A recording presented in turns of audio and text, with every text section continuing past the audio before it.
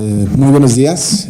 Les damos la más cordial bienvenida a los representantes de los medios de comunicación al Centro de Investigación y Docencia Económicas, el CIDE. El CIDE es una institución pública que forma parte del Sistema de Centros Públicos de Investigación del Consejo Nacional de Ciencia y Tecnología, cuya misión se despliega en 4 vertientes: generar conocimiento científico en ciencias sociales con estándares internacionales, formar recursos humanos de excelencia, contribuir mediante la divulgación del conocimiento científico a un debate público mejor informado y finalmente incidir en la toma de decisiones mediante la vinculación y la transferencia de conocimiento con los sectores público, social y privado.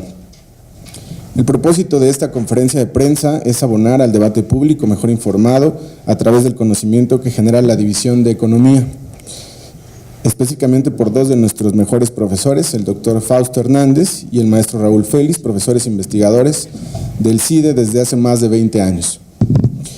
El maestro Raúl Félix fundó y dirigió durante 5 años la revista de Economía Mexicana Nueva Época y ha formado parte de los consejos editoriales de revistas especializadas.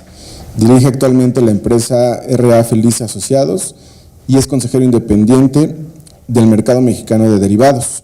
Por su parte, el doctor Fausto Hernández es profesor investigador titular de la División de Economía del CIDE, es director del Trimestre Económico del Fondo de Cultura Económica y ha sido galardonado con el Premio de Economía Latinoamericana Daniel Cosío Villegas. La conferencia Perspectivas Económicas es organizada por el CIDE desde hace más de 20 años. La edición de este año está enmarcada por el proceso electoral federal y tiene como objetivo analizar y proyectar el panorama económico para los siguientes meses y años. Los dejo con el maestro Raúl Félix y el doctor Fausto Hernández. Muchísimas gracias, bienvenidos. Bueno, bienvenidos. Simplemente, sin mayor preámbulo, para que iniciemos, nada más quería yo recordar que hace 20 años exactamente dimos nuestra primera conferencia de prensa. La motivación de esto es que en aquel entonces se cobraba por los pronósticos económicos. Había muchas empresas y cobraban y pues lógicamente solamente las medianas, grandes y grandes empresas podían pagar este tipo de servicios. Consideramos que era un servicio que debíamos de dar nosotros, sobre todo las micro, pequeñas y medianas empresas, de los pronósticos que esperar, vía ustedes, los compañeros de los medios. Nos hacían ustedes el favor precisamente de transmitirle a los microempresarios, a los pequeños empresarios que no tienen esta oportunidad de saber pues qué esperar del crecimiento económico, qué esperar del tipo de cambio para poder hacer su planeación en sus propias empresas. Creo que fue rompimos ahí el paradigma, porque la verdad es que después los bancos lo tuvieron que dar gratis. Las empresas desaparecieron y hoy prácticamente todas las universidades lo dan. En ese sentido, creo que hoy hay una hasta competencia, sana competencia en conferencias de prensa, que creo que es muy positivo, pero pues siempre el sello del show de Raúl es el sello. Adelante, Raúl. Muchísimas gracias, Fausto, por tus palabras. Y sí, recuerdo que fuimos innovadores, ¿no? Sí, voy a acercar el micrófono, trato también de acercar la computadora. Varios temas. Naturalmente, los grandes temas sobre los que gira el futuro inmediato de la economía mexicana tienen que ver con 2 grandes cuestiones: las elecciones, que se celebrarán el 1 de julio, y el gobierno de Donald Trump, en términos de varias formas, nos afecta de varias maneras. La más inmediata, y que posiblemente tenga un desenlace en semanas, es la renegociación del Tratado de Libre Comercio, y la otra pues es la política general de la relación bilateral México-Estados Unidos, que va más allá de lo comercial, y una muy general, que es la que más nos interesa a nosotros como macroeconomistas: la situación de la economía norteamericana y cómo esta situación de la economía norteamericana se traduce y define y acota el marco macroeconómico de México. Sin más detalles en beneficio de la brevedad, para poder dar espacio a las preguntas, que seguramente son muchas, me gustaría nada más poner el contexto. Vamos a usar esta tabla ya fue publicada en enero, pero ya es antigua porque hoy precisamente tuvimos el tino de sacar esa conferencia cuando en este momento el Chief Economy del FMI está presentando los nuevos pronósticos, en este exactamente momento. Pero tuve la oportunidad de mirar un poquito los números nuevos, no difieren sustancialmente de estos, excepto, voy a señalar cuáles son las variaciones, pero antes de eso debo decir lo siguiente. ¿Cuál es la situación de la economía mundial en este momento? Pues pocas veces, y quizás este es un caso único en los últimos 17 años, estamos en una situación de franca expansión de la economía mundial. El crecimiento de la economía global el año pasado fue 3.7. De hecho, dice esta tabla, pero el FMI acaba de revisarlo en este momento a 3.8. Y el crecimiento esperado para el 2018 y el 2019 se mantiene en los nuevos pronósticos del FMI en 3.9%. Estas son tasas de crecimiento que superan a las tasas de crecimiento que consideramos los economistas como tasas naturales o tasas potenciales de crecimiento. De hecho, en el año 2016 el crecimiento fue 3.2, que es similar a lo que se considera la condición normal del crecimiento mundial. Así que el año pasado y este año y el que viene, en la base de pronóstico del FMI van a ser años de crecimiento por arriba de la tasa potencial de la economía, que naturalmente no son sostenibles. Eventualmente vendrá una desaceleración hacia la tasa de crecimiento potencial del 3.2. Ojalá este fuera un aterrizaje suave, pero la historia lo que nos señala es que alguna recesión, algún evento ocurrirá en los próximos 2-3 años que nos va a llevar a un periodo de crecimiento por abajo del potencial, como hemos estado en los últimos 3-4 años en un crecimiento por arriba del potencial. Entonces, una de las cosas importantes que va a enfrentar la próxima administración de México, de gobierno mexicano, independientemente de quién sea electo presidente, hay muchas cosas que voy a señalar, pero una de ellas es que en su segundo año, esperemos, no el primero, en su segundo año, probablemente vamos a ver una, por decirlo suave, una desaceleración del crecimiento global y quizás una recesión. Entonces, eso lo podemos estar casi con mucha seguridad que en el segundo o el tercer año la economía mundial va a tener una desaceleración importante y algunas regiones en el mundo, especialmente Estados Unidos, posiblemente esté en recesión. Ahora, este crecimiento tan bueno que estamos viendo de 3.9 proyectados para este año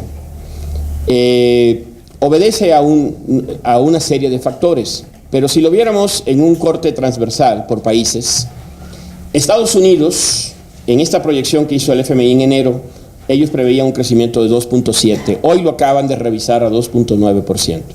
Si la economía norteamericana está creciendo a tasas cercanas al 3%, desde mediados del año pasado. Y eso es una tasa muy elevada para Estados Unidos, porque el crecimiento potencial de Estados Unidos se calcula es alrededor del 1.6, 1.7. Estamos prácticamente creciendo al doble de la velocidad de lo que crece Estados Unidos. Para la eurozona también hubo buenas noticias. El año pasado el crecimiento fue extraordinario, nadie se lo esperaba tan fuerte, fue un crecimiento del 2.4%. Y este año lo acaba de revisar el FMI al mismo nivel, 2.4 este año y 2.1 el próximo año.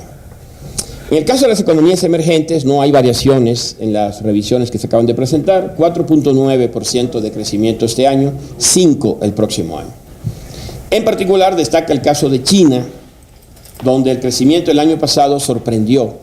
De hecho, aquí tenemos 6.8, pero el número oficial es 6.9. Y la proyección para este año es un crecimiento alrededor de 6.5 y 6.3, un poquito más abajo, tiene el FMI en la última estimación. Llama la atención que India será la economía de gran tamaño de mayor crecimiento en el mundo.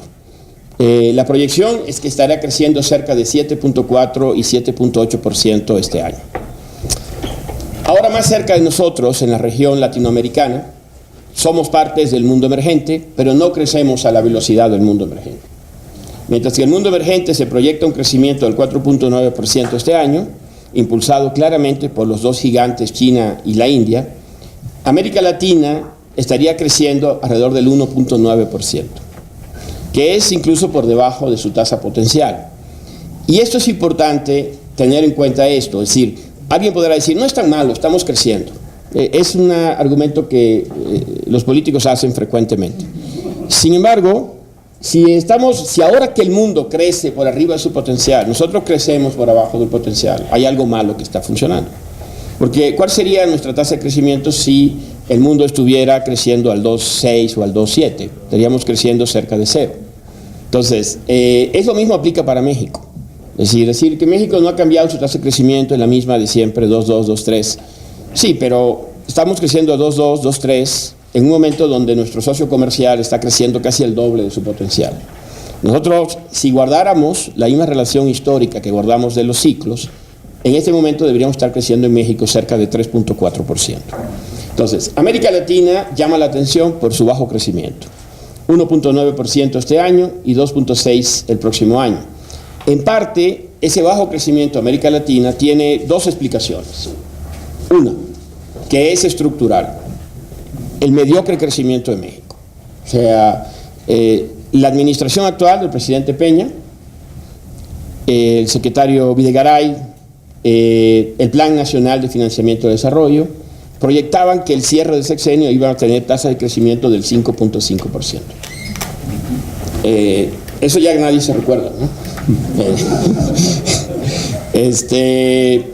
Y bueno, el sexenio va a terminar con tasas de crecimiento de 2.3%, y eso tomando en cuenta que se cambió el año base del cálculo del PIB, que le dio a esos números una ayuda de aproximadamente 0.4%. Sin esa ayuda, el crecimiento sería del 1.9%, alrededor de lo mismo que creció Calderón y que creció Fox.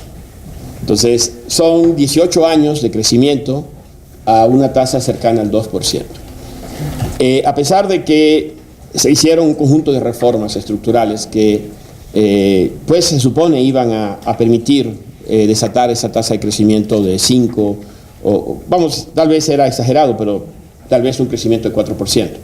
Entonces, uno es el mediocre crecimiento en México y el otro es Brasil, la economía más grande de la región, la cual, la buena noticia de Brasil es que salió de la recesión, porque estuvo en el 2015, el 2016 en una terrible recesión.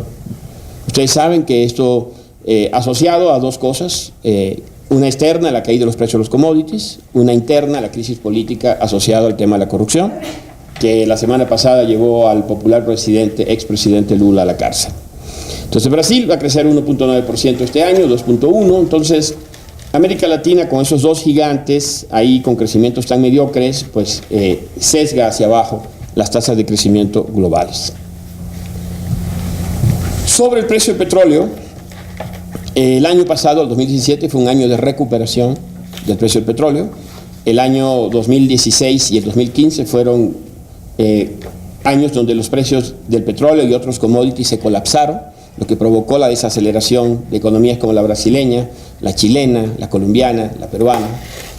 Pero 2017, en la medida que el crecimiento mundial ha regresado, los precios de los commodities gradualmente se han recuperado. Es el caso del precio del petróleo, aunque aquí hay factores específicos de la industria. El año pasado el precio del petróleo promedio creció 23%, y este año el FMI estima un crecimiento del 12%, que ya se ha dado, hay que decir. O sea, ya los precios que tenemos al corte del primer trimestre son 10% superiores al cierre del año pasado.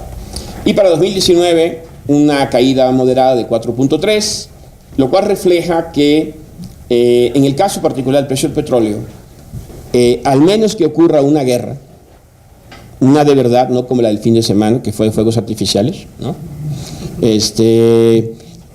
El precio está acotado por la oferta.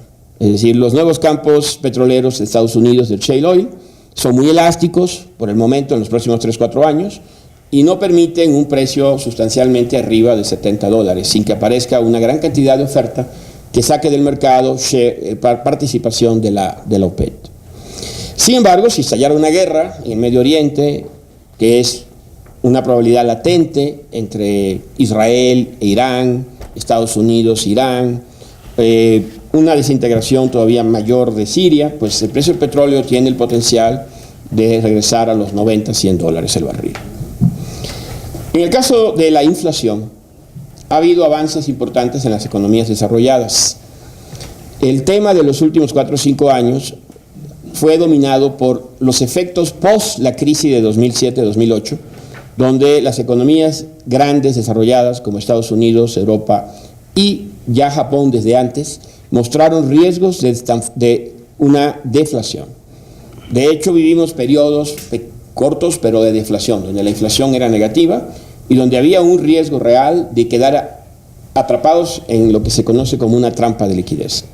Afortunadamente, creo que las acciones de los bancos centrales globales ha sido exitosa y parte del crecimiento que hoy exhibe la economía mundial se lo podemos atribuir a las acciones de los bancos centrales, tanto del Banco de la Reserva Federal de Estados Unidos, el Banco Central Europeo, el Banco de Japón, en menor medida el Banco de Inglaterra y también el Banco de China. La inflación en los países desarrollados se estima este año en 1.9% y el próximo año en 2.1%. Las metas de todos los bancos centrales que mencioné es de 2% de inflación. Por lo tanto, como estas economías que representan los bancos centrales, 70-80% de la economía mundial, con un 2% de objetivo de inflación, y ahí estamos, yo creo que este año los bancos centrales pueden cantar victoria y decir que han logrado romper la trampa de la liquidez y regresar a la economía hacia una situación de estabilidad de precios, definida como una inflación del 2%. Eso va a plantear uno de los temas macro que tenemos que enfrentar, que es la normalización de las políticas monetarias, y que a su vez implica riesgos sobre las tasas de interés, sobre los flujos de capitales, etc. En el caso de las economías en desarrollo o emergentes, se proyecta una inflación de 4.5% este año y 4.3% el próximo año, y una variable muy importante a la luz de las amenazas que hoy se vierten sobre el comercio internacional en tema de guerras comerciales, tenemos el crecimiento del volumen de comercio, el cual se proyecta en 4.6% este año y 4.4% el próximo año. De Europa, solo diré que Europa ha tenido desde el año 2015-16, cuando llegó Mario Draghi, el actual gobernador del Banco Europeo, y aplicó políticas de expansión cuantitativa, una recuperación milagrosa. O sea, aquí lo vemos como la tasa de desempleo, después de un periodo prolongado al alza, ha comenzado a mostrar ya por varios años una tendencia claramente a la baja. Al mismo tiempo que el crecimiento ha repuntado después de que Europa, a diferencia de Estados Unidos, tuvo una doble recesión como consecuencia de la crisis financiera de 2008-2009. Europa todavía enfrentó una recesión en el 2012 y en el 2013. La inflación en Europa todavía no alcanza la meta del Banco Central de 2%, y por eso todavía Europa continúa, en una menor escala, pero continúa todavía con una política monetaria expansiva. El caso de China, esta noche en la madrugada se dio a conocer cuánto creció la economía en el primer trimestre. La economía creció trimestre contra trimestre 5.6%. Es un crecimiento relativamente bajo para China, pero es más un factor estacional que un tema estructural. Si lo viéramos en términos últimos 12 meses, el crecimiento fue de 6.8%. En tanto que la inflación china también se comporta, vamos a decir, adecuadamente, no hay ahí un problema, una inflación del 2.1%, muy cerca de la meta del 2%. Las reservas internacionales de China es una variable importante porque China no flota su moneda, sino que tiene un tipo de cambio controlado. En ese caso, las reservas es una variable de ajuste de la balanza de pagos. Siempre es una variable que tenemos que monitorear. Después de haber perdido $1 trillón en reserva entre 2013 y 2015, las reservas internacionales en China se han estabilizado en 3.14 trillones de dólares. En China han pasado muchas cosas. La economía ha dejado de ser una economía que depende de la demanda externa. En el 2013-2014, China tenía un superávit de cuenta corriente de casi 9% del Producto Interno Bruto. Hoy el superávit es menor al 3%. Y las proyecciones que tienen los mayores analistas y que tenemos nosotros es que en 3-4 años China tendrá una cuenta corriente prácticamente en equilibrio. Claro, eso no significa que va a tener equilibrio con Estados Unidos, que es el objeto de discusión de guerra comercial con Estados Unidos. Estoy hablando del agregado, lo cual significa que la economía china tendrá un nivel de gasto similar al nivel de ingreso y no estará ni exportando ni importando capitales. En el caso de Estados Unidos, los números que tenemos nosotros son 2.7%, estos son nuestros, 2.7% de crecimiento este año, 2.5% el próximo año, inflaciones medidas por el deflactor, medidas por el índice de consumo al consumidor o CPI, dicen los americanos, 2.6 y 2.4. ¿Le dirán que eso es más que 2?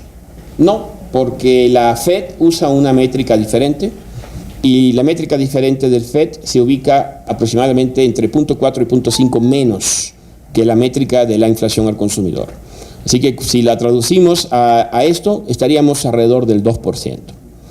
Tasa de interés de los fondos federales, la Fed acaba en marzo de subir 25 básicos por primera vez este año. El año pasado cerramos con una tasa de fondos federales al 1.5%, llegamos a estar entre 0 y 0.25%, o sea que el proceso de normalización de política monetaria en Estados Unidos ya comenzó, y en este momento estamos al 1.75%. Y nuestro pronóstico es que el Fed hará 2 movimientos adicionales de alza este año. Adicional al de marzo, habrá otro aumento en junio, que va a venir un mes antes de la elección mexicana y que le puede plantear ahí un dilema a Banco de México. Y habrá otro aumento en septiembre. Y va a terminar la tasa, pensamos nosotros, en 2.25% este año. Y el próximo año estamos pensando también en 3 movimientos de alza, que va a terminar la tasa al 3% hacia el año 2019. 3% es lo que la mayoría de los economistas y la propia Reserva Federal considera la tasa neutro. Por lo tanto, se habrá completado este proceso que duró casi 12 años, 11 años, de tasas por abajo de la tasa neutra, para tratar de relanzar el crecimiento de la economía norteamericana y vía la economía norteamericana a la economía mundial. Estaríamos regresando a un nivel donde la política monetaria ni agrega ni sustrae momentum de la economía. Hacia adelante, pues ya podríamos estar enfrentando tasas por arriba del 3% y ya estaríamos en un terreno donde la política monetaria comienza a reducir el crecimiento de la demanda agregada y quizás puede ser ese el camino de una nueva recesión hacia finales de 2019 o el 2020. Podemos ver rápidamente el progreso que ha hecho Estados Unidos. Ahí vemos la tasa de desempleo. Subió muy rápido y bajó bastante rápido si la comparamos con Europa, aunque más lento que en otras recuperaciones. Pero lo importante es que en este momento tenemos una tasa de desempleo del 4.1% en Estados Unidos, que es menor a lo que se considera tasa de desempleo de largo plazo, que es 4.6%. Es decir, estamos en una situación de más que pleno empleo, donde la economía se está ajustando por el lado de la oferta de trabajo. O sea, hay dos mecanismos de ajustes que están en marcha. Uno, se reduce el desempleo, lo cual pensamos que va a ocurrir. Vamos a caer a tasas de desempleo, pienso yo, a finales de este año, de 3.6, 3.7 en Estados Unidos, que solamente se han visto tan bajas en los años 60. Hay que irse al 68, 67 para encontrar tasas de 3.6 que hayan durado más de un año. Y creo que las vamos a ver en Estados Unidos. Y el otro mecanismo es muchas personas en la edad de trabajar que no están buscando trabajo, están regresando al mercado porque las condiciones son atractivas. Mucha gente pospone su entrada al college, mucha gente pospone ir a un posgrado. Amas de casa y amos de casa regresan al mercado porque pueden conseguir trabajos flexibles en horarios. Jubilados regresan al trabajo. Entonces, en el margen estamos viendo oferta de trabajo aumentando, que permite que esta expansión continúe a pesar de tener una situación de pleno empleo. Y además, en otra medida de la capacidad ociosa de la economía, si la medimos, lo que la brecha del producto, la diferencia entre el nivel agregado de demanda y la capacidad de producción de la economía, prácticamente ya se agotó la capacidad ociosa de la economía. Entonces, de aquí en adelante, pues lo que viene es lo siguiente, es decir, obviamente no puede la economía seguir creciendo a este ritmo. Sin embargo, nuestros pronósticos, ahí los podemos ver en esta gráfica, es que la economía va a crecer todavía cerca de 2.8, 2.9, quizás un 3 este año, y el próximo año alrededor del 2.5%. Recuérdense que el crecimiento de largo plazo es 1.8, 1.7, entonces alguna desaceleración se tiene que dar hacia adelante. Algo muy importante a tener en cuenta es la edad de esta expansión. Desde 2009 estamos creciendo. Entonces, eso habla ya de casi 9 años de crecimiento. Dentro de unos cuantos meses, esta expansión será la más larga desde la Segunda Guerra Mundial. La expansión más larga que ha habido en Estados Unidos fue la de los años de Clinton, y fue aproximadamente 9 años, 6 meses. Pronto estaremos, y no hay la menor duda de que esta expansión será más larga. No más intensa, el crecimiento promedio en la expansión anterior fue más alto, pero esta será más larga porque lo va a superar 1 año o 2 años. Ahora, al menos que pensemos que se ha descubierto alguna fórmula para evitar las recesiones, eventualmente regresaremos a la media, y la media es una recesión hacia adelante. Entonces, eso es interesante. Uno de los temas es, ¿qué va a generar una recesión? La señora Janet Yellen, ex gobernadora del FED, una vez en la Cámara de Diputados, de senadores, le preguntaron eso y dijo: las recesiones no mueren de viejos. Es decir, nadie se muere en la cama. O sea, una recesión no se muere en la cama. Algo las mata, ¿no? Entonces, esa es una de las cosas interesantes, ya que llevamos 9 años de expansión, especular cuál será el disparador, trigger, que puede hacer que pasemos de esta expansión a una recesión. El culpable usual es la política monetaria. Es decir, normalmente cuando la economía crece por arriba de su capacidad, comienza a aparecer presiones inflacionarias. Y esas presiones inflacionarias obligan al Banco Central a tener que controlar la liquidez. Y eso lleva a que las tasas de interés suban a un nivel donde normalmente planes que hicieron las empresas o las personas de consumo, de inversión, dejan de ser consistentes, y eso es exactamente lo que genera una recesión. Entonces, uno de los posibles frenos o disparadores de una recesión es la política monetaria, que está en marcha y que va a llevar a las tasas de interés al alza. Si la inflación se disparara en los próximos meses, la Fed podría apartarse del camino que estamos planteando nosotros de aumentos graduales y tener que hacer un aumento más acelerado, y eso podría traer más pronto una recesión hacia la economía. Pero no es el único factor. Otro que podría generar una recesión, que hace poco pues no lo veíamos como poco probable, yo todavía pienso que lo es, a pesar de la retórica, es una guerra comercial. De hecho, nos podría llevar no solamente a una recesión, sino a una depresión. Los economistas que han estudiado la Gran Depresión de los años del siglo pasado, de los años 30, sabemos que eso comenzó como una recesión normal. Y se agravó porque la salida que dieron los políticos de entonces a la desaceleración del crecimiento económico fue el proteccionismo. Y el proteccionismo fue acompañado por medidas proteccionistas iguales en la Alemania nazi, en general en la Europa liberal, en Asia, y el mundo se fue a una guerra comercial que hizo que la recesión fuera una recesión más dura. Y luego el FED se equivocó en la política monetaria. Entonces, una recesión puede ser provocada por una política comercial, una guerra comercial, que es un juego donde todos pierden. Pero algunos políticos no lo entienden del todo, ¿no? Entonces, una de las cosas es, estamos en un buen momento, la economía está creciendo, nuestro socio comercial está creciendo de forma importante, pero el ciclo puede cambiar. Ahora, ¿por qué nuestro socio crece? No voy a entrar en todos los detalles porque si no, no agotaríamos el tiempo, pero nada más me gustaría decir lo siguiente. A este ritmo de crecimiento de Estados Unidos se están creando 2,5 millones de empleos por año.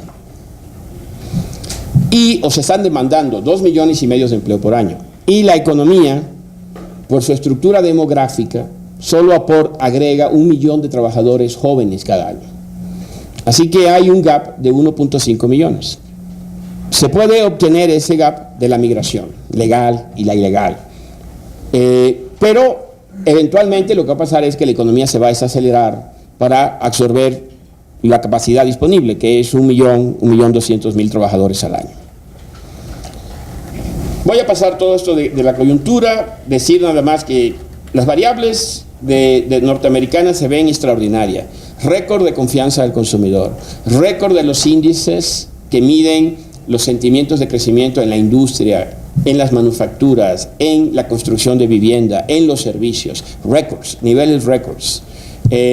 Récord abajo de desempleo, récord de la confianza del consumidor.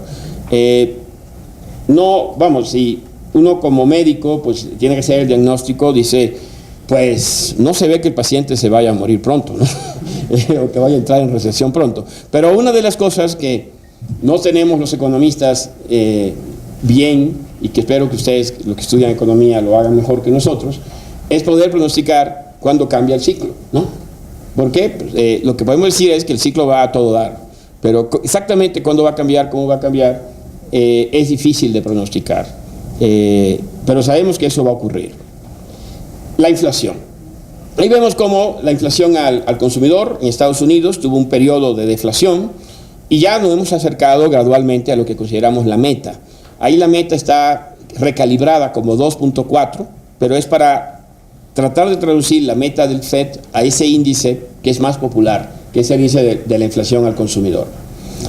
Este lo voy a comentar porque es importante para nosotros, porque es uno de los riesgos de la nueva administración. Estos son los activos de los bancos centrales. O sea, si tomamos el lado de los activos, los bancos centrales, y los sumamos, pero no todos los bancos centrales, sino de la FED, del Banco Central Europeo y del Banco de Japón.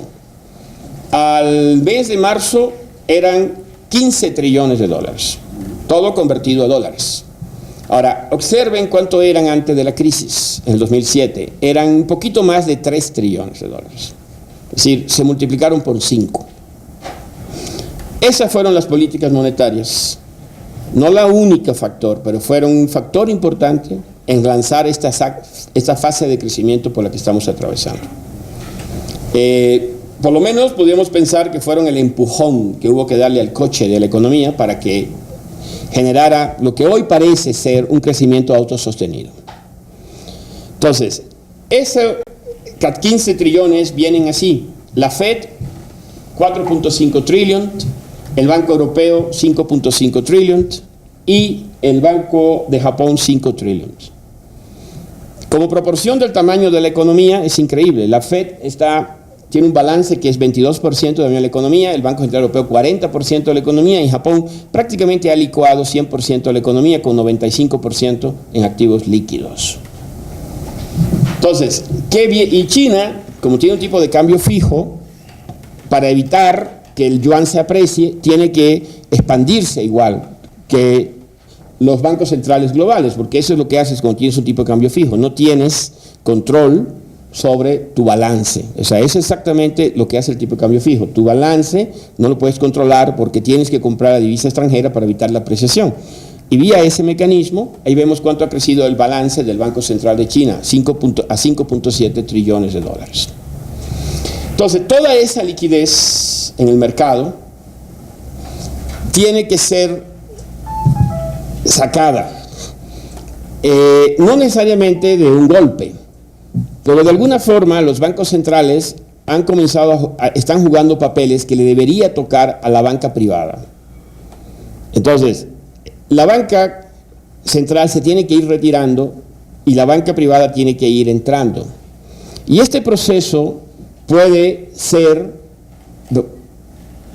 una sincronización perfecta, pero lo más probable es que va a venir acompañada de accidentes, de crisis. Y claramente va a implicar que las tasas de interés globales van a tener que ir al alza. Por ejemplo, en los mercados de futuros, hace unos días, se estaba descontado con un 95% de probabilidad, 94.5% de probabilidad, de que el FED va a subir en junio, y con un 66% de probabilidad de que el FED va a subir en septiembre, que es exactamente lo que pensamos.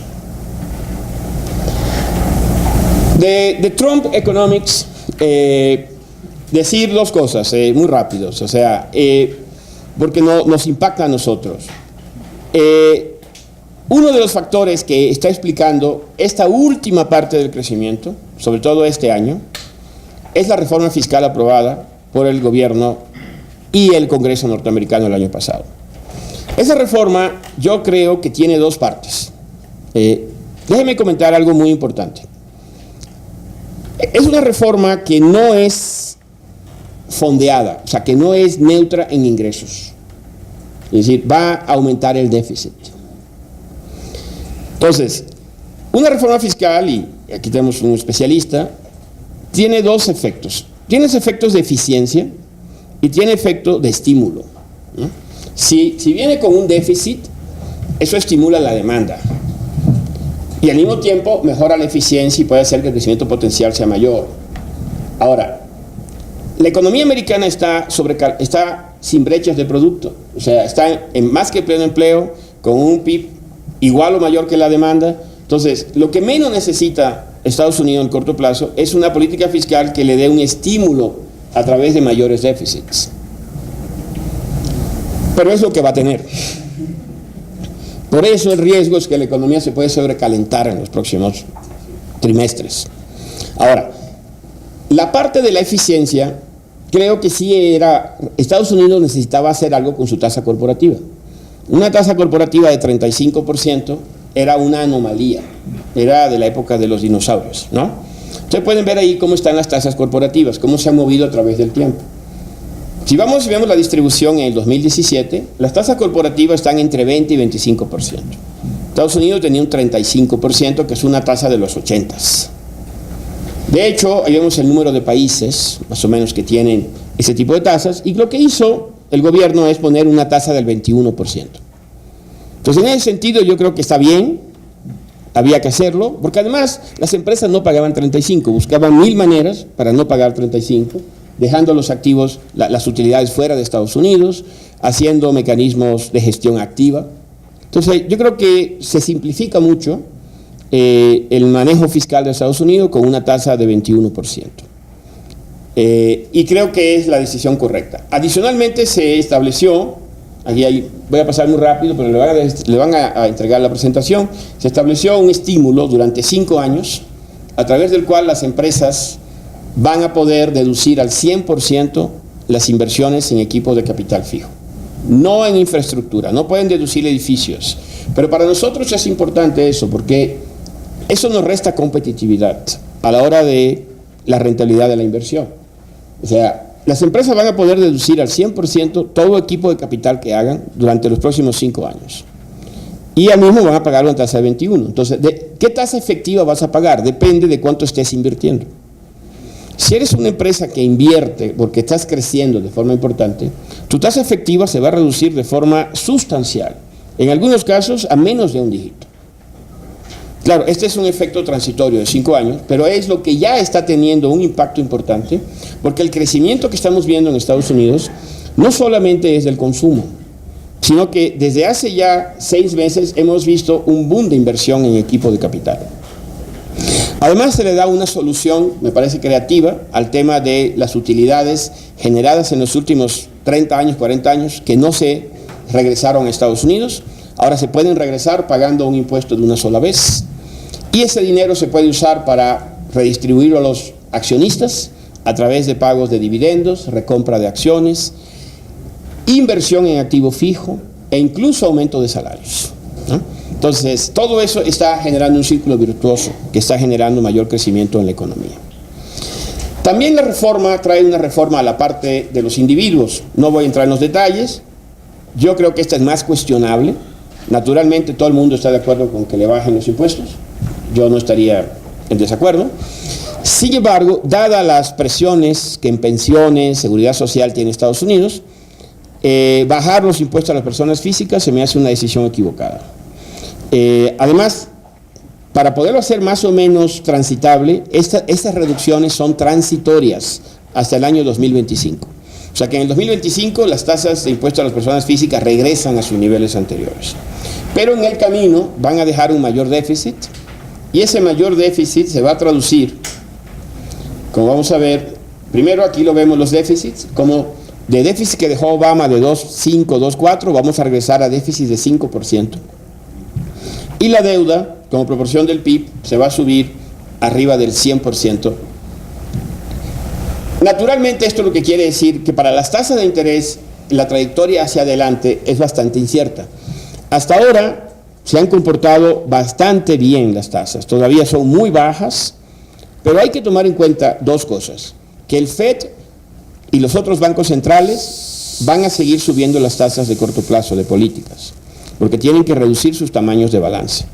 Esto quiere decir que en vez de que el FED vaya al mercado a comprar deuda, a través de un mecanismo directo o indirecto, el FED le estará vendiendo deuda al mercado, porque la deuda que hoy está en su balance tiene que regresar al mercado.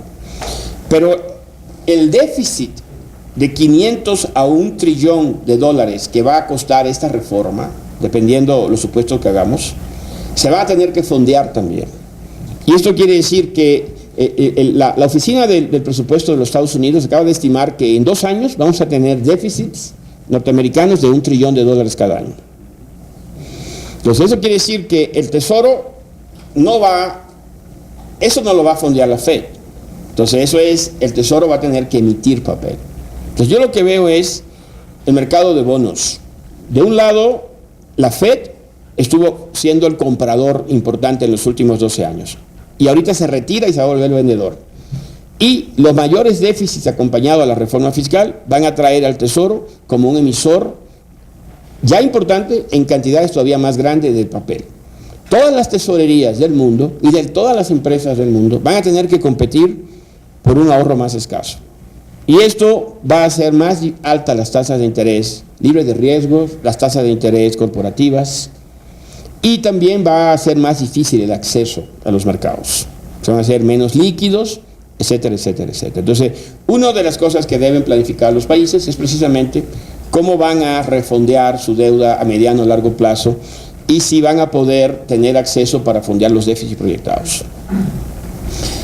De la parte de la guerra comercial, no voy a entrar en todos los detalles, además voy a poner una gráfica que me pareció interesante, un artículo del Financial Times. Vean los cerezos, las formas son mapas, ¿no? Uno es un mapa chino y el otro es de Estados Unidos. Uno está seco, otro está floreciente, uno tiene una manguera y el otro tiene un hacha, ¿no? Entonces, un poco esa es la situación. Hasta ahora es una situación retórica, la de la guerra comercial. El problema es, me gustaría poner un tuit del presidente Trump. Aquí él dice, sobre todo el segundo tuit, dice, cuando un país, Estados Unidos, pierde billones de dólares de comercio internacional con casi todos los países con los que hace negocios, la guerra de comercio son buenas y fáciles de ganar. Entonces, esa es la visión que lo anima, que la guerra va a ser buena y que Estados Unidos la va a ganar. Pero además, la anima una visión mercantilista, ya fuera de moda pero estuvo de moda hace 300 años, de que el déficit de un país es una medida de su competencia. Entonces, los mercantilistas pensaban eso, ¿no? En realidad es estúpido y la evidencia empírica es abrumadora en contra. México fue un país proteccionista durante muchos años y tuvo déficits crónicos de cuenta corriente. La India es un país proteccionista y tiene déficit crónico de cuenta corriente. La realidad es que puede ser proteccionista o no proteccionista y tener déficit o superávits. ¿Por qué? Porque los déficits y los superávits no dependen de la política comercial, sino que dependen del equilibrio macroeconómico. Dependen del tamaño de tu ingreso y del tamaño de tu gasto. O en otras palabras, del tamaño de tu inversión con respecto al tamaño de tu ahorro doméstico. Entonces, Trump quiere reducir el déficit a través de una guerra comercial, pero quiere hacer una reforma fiscal que aumente el déficit público. Entonces, las identidades de contabilidad nacional indican que eso va a reducir el ahorro nacional de Estados Unidos. Y por lo tanto, al estimular la inversión y reducir el ahorro nacional, va a hacer que el déficit de cuenta corriente sea mayor. Y no lo va a poder resolver a través de aranceles. Es totalmente estúpido. Pero yo creo que lo sabe, pero más bien, bueno, yo no sé si lo sabe, pero por ejemplo, alguna gente en su entorno lo debe saber. No creo que sean tan idiotas. Pero la economía política del asunto es diferente. Entonces, ¿qué va a pasar? No se va a poder resolver el tema del déficit. Él sí podrá resolver el déficit con China, por ejemplo. Podría obligar a China a reducir su déficit con Estados Unidos. Pero eso no reduciría el déficit de Estados Unidos en el agregado, porque ese déficit se trasladaría a déficit con Japón, a déficit con Corea, a déficit con otras partes del mundo. De hecho, esta historia no es nueva, es viejísima. En los años 80, una administración proteccionista como fue la del presidente Reagan, intentó hacer lo mismo con Japón y obligó a Japón a revaluar el yen de una forma terrible. El yen en aquel entonces, un dólar costaba 480 yenes y bajaron el yen a 100, a 80 yenes por dólar. Eso les restó la competitividad a Japón, lo metió en una crisis de la cual todavía no sale. Y bien, Estados Unidos redujo su déficit con Japón, pero no redujo su déficit total. ¿Por qué? Porque el déficit que tenía con Japón ahora reapareció en China, reapareció en Corea, reapareció en México, reapareció en otras partes del mundo. Pero parece que es difícil aprender algo de la historia, ¿no? Es una lección que uno no aprende nada de la historia, ¿no? ¿Va a haber una guerra comercial o no? Los modelos que existen actualmente dicen que si hay una guerra comercial ligera, 10% aumento de tarifas en todo el mundo, Estados Unidos va a caer su crecimiento 1% y China podría caer un 4.5%. O sea que todos pierden. Ahora, una guerra comercial fuerte podría llevarnos a una depresión. Ahora, yo creo que la economía política de esta situación nos va a llevar a que no haya guerra real. ¿Por qué? Trump necesita reelegirse dentro de 2 años. Y los chinos no se reeligen. El líder chino no tiene que reelegirse. Entonces los chinos, si entran en una guerra comercial, tienen un objetivo de mediano a largo plazo. Y los presidentes americanos tienen que enfrentar elecciones cada 2 años y enfrentan una elección incluso para el Congreso en noviembre. Entonces, si la guerra comercial va en serio y la economía se desacelera y hay una recesión, Trump no va a ganar la reelección dentro de 2 años. Así que yo pienso que esto es mucho su arte de la negociación, crear caos, mandar señales para confundir, destantear al adversario, etcétera, etcétera. Pero que a la hora no le conviene. O sea, él tiene un objetivo de corto plazo y realmente, más allá de sus instintos, sería autodestructivo para él. Yo espero que no lleguemos a esa situación porque en la guerra comercial entre China y Estados Unidos, la economía mundial, la economía mexicana podrían sufrir. Aparentemente en el corto plazo México podría ganar porque parte de la actividad económica de China y Estados Unidos se podría venir hacia la región, pero habría que hacer un análisis detallado al respecto. Bueno, entonces, vamos a pasar el petróleo ya hablamos, vamos a pasar rápidamente a la economía mexicana. Entonces, en ese contexto, son los números que tenemos para México. 2.3 es muy parecido a lo que tiene el FMI, y de alguna forma el consenso en la última encuesta de Banco de México 2.2. No nos gusta siempre estar cerca del consenso, pero es lo que dice nuestro modelo y es un número ya muy aceptado, que vamos a andar por ahí creciendo cerca de 2.2, 2.3, y para el próximo año tenemos un crecimiento de 2.8%. Inflación del consumidor, el año pasado se disparó a 6.8%, para este año nuestra proyección es un 4.1%. Y para el próximo año un 3.8%. Tasa de interés de referencia, que es nuestra tasa de política de Banco Central, cerró el año pasado en 7.25, en este momento está en 7.50 y nosotros estamos proyectando un cierre del año, y aquí es donde va a haber variación dependiendo de quién gane y cómo se gane, pero el cierre del año estamos proyectando entre 6.75 y 7.25%. Y para el próximo año un cierre entre 5.75 y 6.25.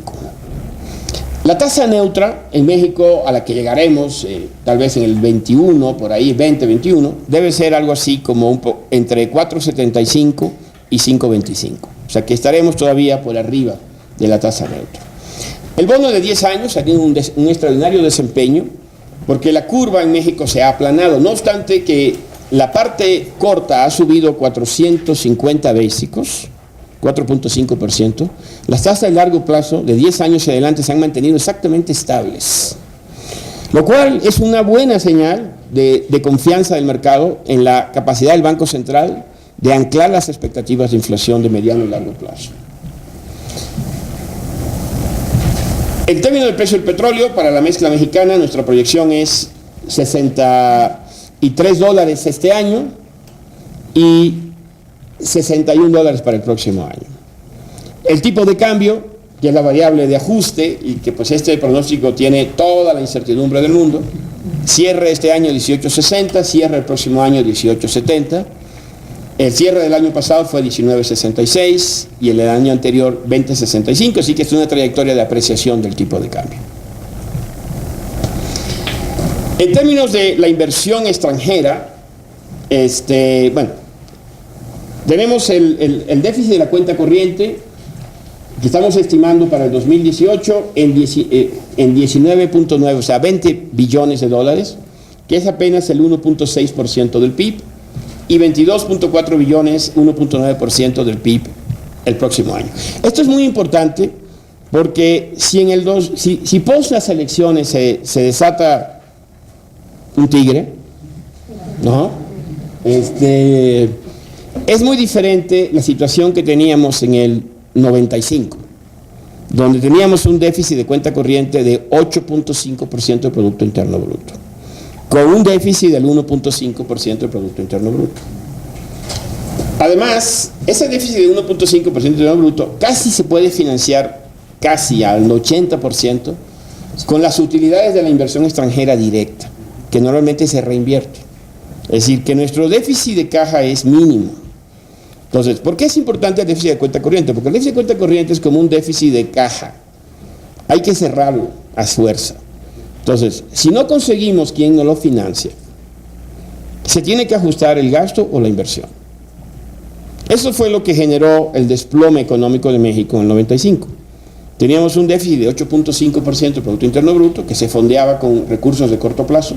Cuando no se pudo fondear, entonces en 6 meses la cuenta corriente pasó de un déficit de 8.5 a un superávit de 2 puntos porcentuales. Claro, eso significó que la economía cayó 10% a mediados del año 95.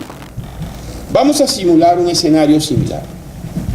Que de buenas a primeras los inversionistas, como consecuencia de que no le gustó el resultado, o que le gustó pero eso desató una crisis política, no quisieran fondear a México. ¿Qué sucedería? Pues habría que cerrar un déficit de 1.5 del PIB, que lo veo como algo fácil. En el peor de los casos, la economía tendría que contraerse 2 puntos. O sea, ese es el tamaño. Hacemos una recesión de 2%, ojalá no ocurra, pero una recesión de 2%, 1,5%, y cae más la inversión privada, cae el consumo privado, y se cierra la brecha. Pero el escenario 95 de una quiebra de las empresas generalizada, de la banca, no está entre las posibilidades reales actuales. Ojalá dentro de 6 años, cuando termine el nuevo gobierno, no sea ese el problema, ojalá, ¿no? Pero no sería el problema que estaríamos enfrentando el próximo año.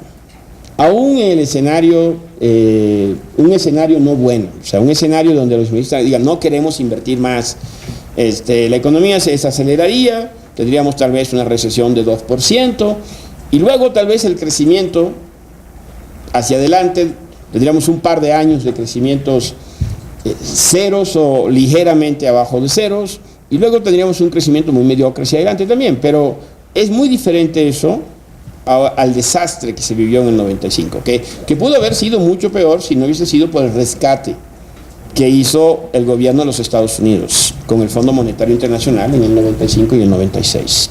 Entonces, eso nos da cierta garantía de que la economía enfrenta estos riesgos en el ámbito político con mucho mayor solidez de lo que fue en el 95.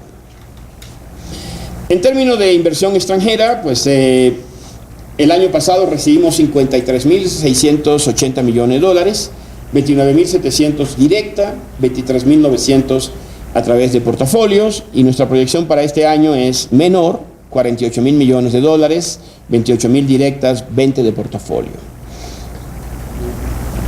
¿Cómo está la situación de la economía mexicana en términos de brecha de producto?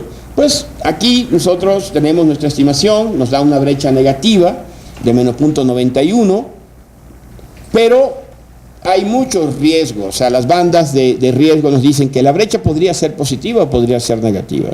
Es decir, Banco de México en su último informe trimestral presentó una batería de brechas, no una brecha, sino una batería de brechas. Muchas de ellas están ya mostrando una brecha positiva, otras muestran una pequeña brecha negativa. La realidad es que es difícil saber si la economía mexicana en este momento tiene capacidad ociosa o no tiene capacidad ociosa. Estamos muy cerca de usar plenamente nuestra capacidad, lo cual queda demostrado en esta otra gráfica donde ponemos la tasa de desempleo de México. En base a análisis, nosotros calculamos que la tasa NAIRU o tasa de equilibrio de desempleo en México es 3.45, 3.5%, y es exactamente donde estamos. Entonces, estamos en una economía mexicana que está en pleno empleo. Pero uno diría, si estamos en pleno empleo y todo esto, ¿por qué el candidato del gobierno va tan lejos en las encuestas? Es una buena pregunta, ¿no? Es una buena pregunta. Obviamente no es porque la gente esté desempleada, es porque no hay tal desempleo. Obviamente uno puede decir, es que son empleos que no llenan las expectativas de la gente. Esa es otra cosa, como vamos a ver más adelante, ¿no? Entonces estamos en una economía que macroeconómicamente está balanceada, más o menos cerca de usar la capacidad plena de la economía, tal vez con un poquito de margen, y con un mercado de trabajo apretado. Aquí están nuestras proyecciones principales de crecimiento. Vamos a crecer, como decía, 2.3 este año, 2.8 el próximo año. Ahí está la distribución por sectores y también la distribución por rubros de gasto. ¿Cuánto va a ser consumo? El consumo, pensamos, va a aportar este año al crecimiento 2.3%, del cual 2.5 va a ser consumo privado, 0.9 consumo de gobierno. La inversión, estamos pensando que este año, que es un año electoral, va a haber algo de inversión. Si ustedes observan, uno de los problemas de este sexenio, que iba a ser el sexenio de las reformas, que es el sexenio de las reformas estructurales y del gran crecimiento, es que el nivel de inversión pública de este sexenio va a pasar a la historia como el más bajo, quizás en 30, 40 años. Cierto, la crisis del petróleo hizo que la inversión de Pemex tuviera que caer prácticamente a la mitad, pero los niveles de inversión pública ya no superan el 3% del PIB.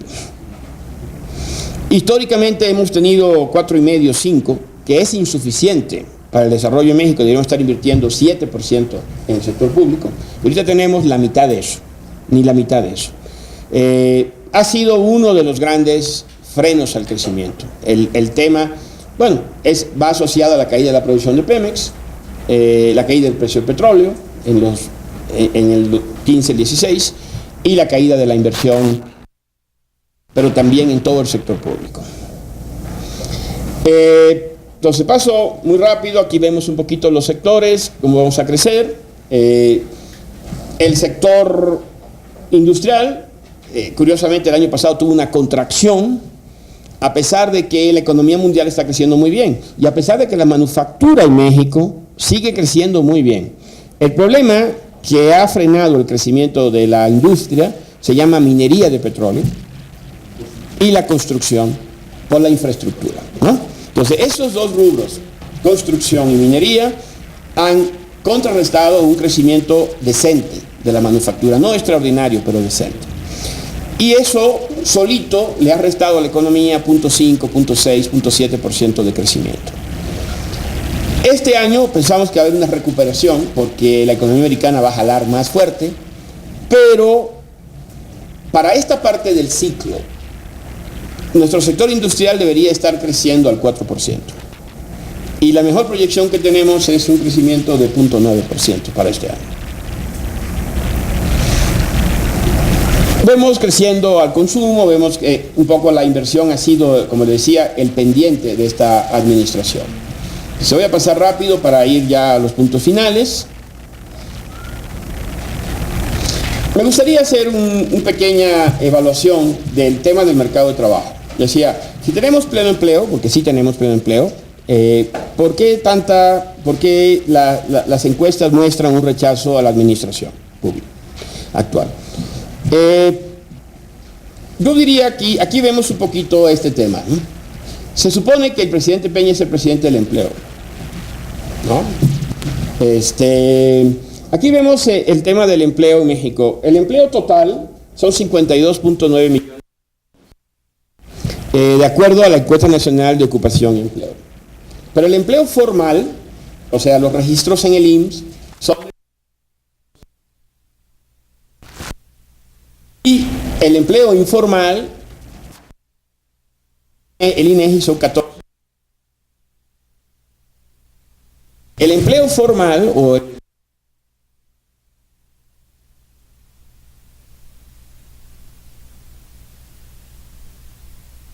es lo que se destaca, que este presidente ha creado más empleos que los que se crearon en los otros 2 sexenios sumados. Y si usamos las cifras de registro del IMSS es correcto. Pero si vemos el crecimiento del empleo total es de 1.4%. La mayoría de los que somos economistas podemos que es imposible que el empleo haya crecido al 4.3%, cuando la economía crece al 2.2%. Se querría decir que la productividad de los trabajadores mexicanos cae 2% cada año. O sea, es como de aritmética, ¿no? Pero hay cantidad de gente en la prensa que escribe artículos diciendo que este ha sido el sexenio del empleo y que el crecimiento y bla, bla, bla. Bueno, realmente ha habido una formalización y yo creo que es algo positivo. Y esa formalización ha sido creada en base a estímulos también, ya no ha tenido un costo fiscal. Pero podemos ver un poquito la insatisfacción de la gente a pesar de ese crecimiento del empleo. Aquí vemos la distribución, de acuerdo a la encuesta nacional de ocupación y empleo, de los salarios que ganan los trabajadores mexicanos. Entonces, un salario mínimo, 17.53%. Hasta 2 salarios mínimos, 31.44%. Más de 2 a 3 salarios mínimos, 23.29%. Entonces, básicamente lo que tenemos es una gran creación o registro en el IMSS de personas hasta 2 salarios mínimos. Aquí lo podemos ver en esta gráfica. 4 millones de registros en el IMSS. Pero de esos, de un solo salario, 2 millones. Y de hasta 1 o 2 salarios, 4 millones. Y de más de 3 salarios, 4 salarios, 5 salarios, ustedes ven lo que ha pasado. Entonces, ese es uno de los problemas. O sea, sí se ha logrado registrar empleos, pero ha habido, por lo menos en el empleo registrado, una reducción de la calidad de los empleos registrados. Y una gran cantidad de registros de empleos de hasta 2 salarios mínimos. Y el problema de fondo es el tema de la productividad. Nosotros aquí vemos un cálculo de la productividad usando las horas trabajadas que ahora ya le estima el INEGI, de la productividad agregada de la economía, del trabajo y la productividad total de los factores. Y lo que vemos que la productividad agregada del empleo es 0.64%. Eso es lo que se puede subir los salarios de forma consistente, 0.6%, real. Y la productividad total de la economía es prácticamente 0. Esa es la razón por la cual, a pesar de todas las reformas, la economía no ha podido crecer arriba de su tasa histórica. Entonces, una de las cosas que hay que explicar es cómo es posible que con todas estas reformas no se haya podido elevar la tasa de crecimiento de la productividad en el país. Quizás porque falta mucho, las reformas requieren mucho tiempo de madurez, quizás por un problema de implementación. Es uno de los temas que hay que preguntar, y hay que recordar que las reformas se vendieron como con resultados inmediatos. Y eso es un poco lo que hoy sufre el gobierno en el tema de la economía política, el que hay una gran decepción contra lo que se prometió que iban a producir esas reformas y lo que realmente han producido. Otro de los temas pendientes, y aquí ya termino, es el tema de las finanzas públicas. El gobierno, aquí vemos, en esta gráfica presentamos los requerimientos financieros del sector público, en azul, y en rojo presentamos el superávit primario o déficit primario. Hasta el año 2007 México solía tener superávits primarios. A partir de ahí, con la crisis, vino un periodo de déficit primarios a finales del sexenio anterior y en los primeros 3-4 años de este sexenio. Pero las circunstancias, la posibilidad de perder la calificación crediticia obligaron a México a meter freno. El año pasado, México generó un superávit primario de 1.4, el primero que genera desde el año 2007. Ahora, hay que decir que ese superávit primario se generó con recursos no recurrentes.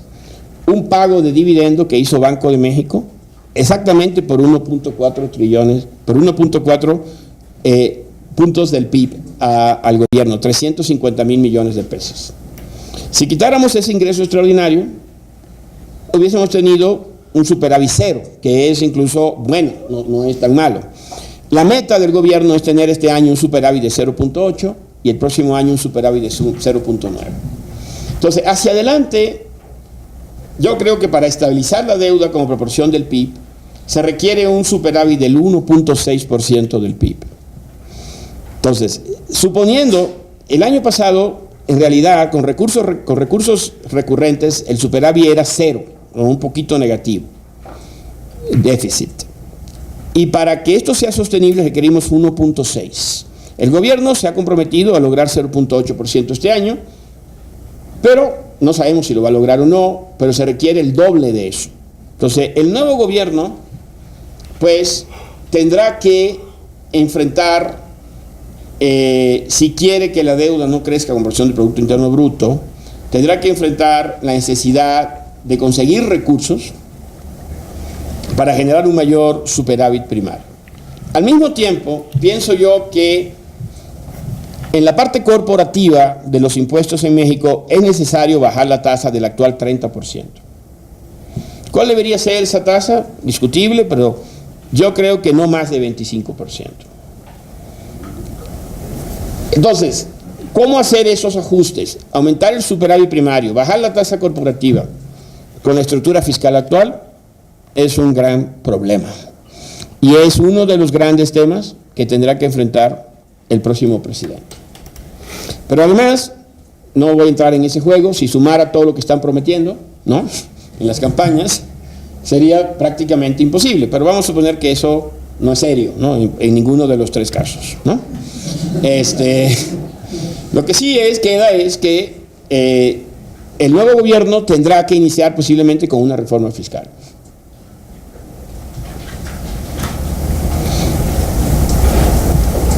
Y finalmente, sobre la inflación, pues la inflación se disparó a niveles de casi 7% el año pasado, en parte por el efecto acumulado de la depreciación del tipo de cambio y en parte por la liberalización de los precios de la energía, que estaban congelados, ¿no? Entonces, bueno, nosotros pensamos que ese fue un golpe de una sola vez. El Banco de México reaccionó subiendo las tasas de interés. Aquí vemos el ciclo de alza de tasa de interés, que no es por eventos internacionales, sino esencialmente por eventos domésticos para controlar la inflación, pero en el camino la Fed viene aumentando también. Entonces, aunque controlaras la inflación, no puedes regresar a la situación actual de 3%, porque la Fed ya no está en cero. Entonces, en mi punto de vista, Banco de México ha hecho un trabajo razonablemente bueno. Y creo que estamos en vía de una desaceleración gradual hacia una inflación en los rangos que presenté y que para el próximo año estaremos dentro del rango. No creo que estemos al 3, pero estaremos dentro del rango. Ahora, ¿qué va a pasar con el tipo de cambio? Aquí vemos uno de los temas que no he platicado es qué va a pasar con el NAFTA.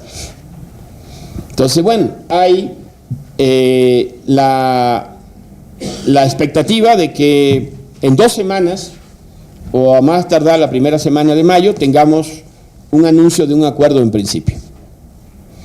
El peso hoy ha caído por debajo de los 18, el dólar ha caído por debajo de los 18 pesos. Y básicamente es en la expectativa de que viene este anuncio. A pesar de que en las encuestas, el candidato que tal vez le gusta menos al mercado repunta, pero por un amplio margen. Entonces, aquí la pregunta que habría de ser, ¿es que no le preocupa que AMLO gane la elección presidencial al mercado? ¿O es sí le preocupa, pero antes de que le preocupe eso, primero quiere posicionarse por lo que pueda pasar si hay un acuerdo, se anuncia el acuerdo de NAFTA en las próximas semanas? Entonces, por ejemplo, en esta gráfica tenemos una idea de lo que puede pasar. Aquí tenemos un cálculo de tipo PPP, del tipo de cambio de equilibrio. Nomás tomémoslo como referencia. El tipo de cambio podría caer a 17.49 del dólar.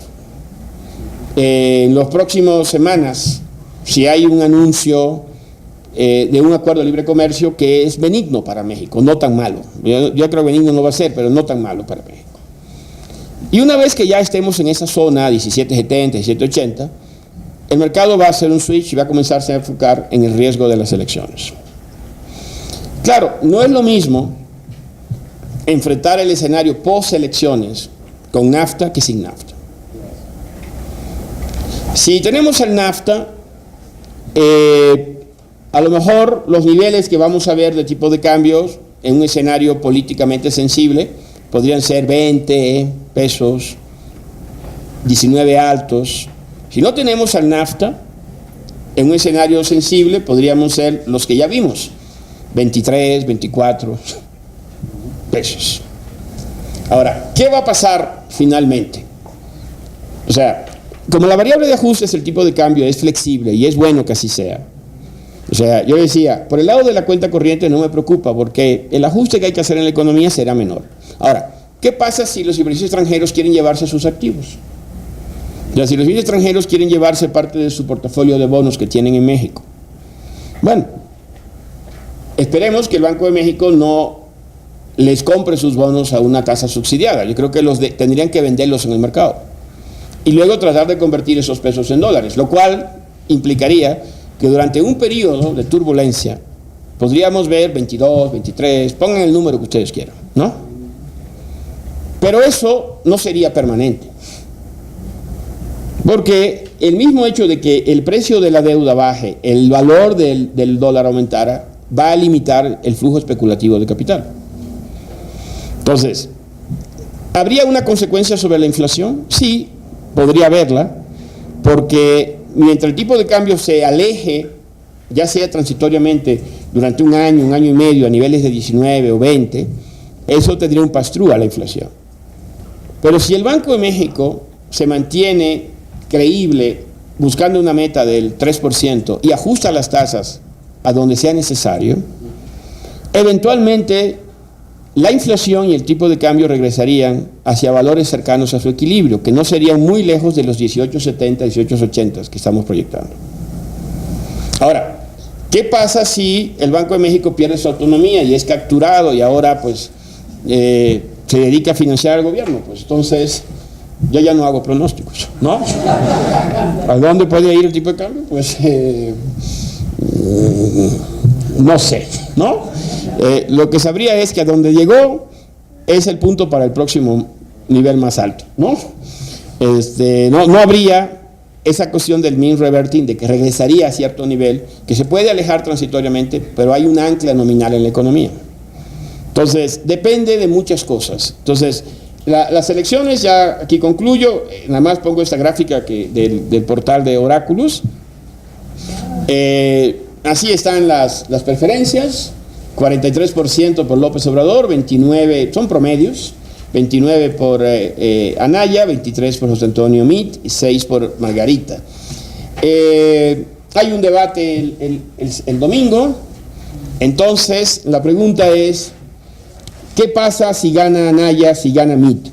Y hay además tratado de libre comercio. Pues yo creo que podríamos ver un super rally en los mercados domésticos.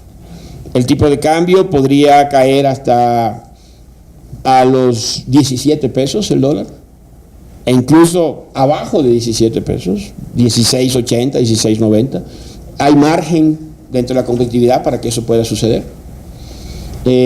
Naturalmente eso permitiría a Banco de México bajar mucho más rápido con un tipo de cambio apreciado, bajar mucho más rápido la inflación y tal vez alcanzar la meta del 3% a principios del próximo año.